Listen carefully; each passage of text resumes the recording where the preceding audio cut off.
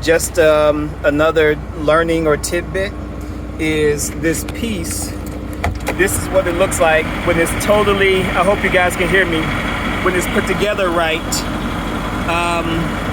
The little metal arm here needs to go inside the divot, the little cutout that's made into this plastic piece, and then so that it's protruding a little bit over here on the other side.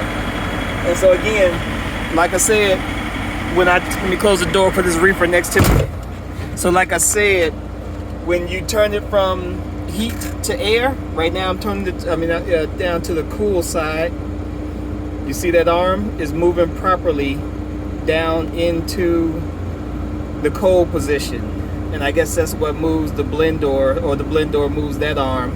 And now I have cool air coming out of here as opposed to hot air. So now it's cool.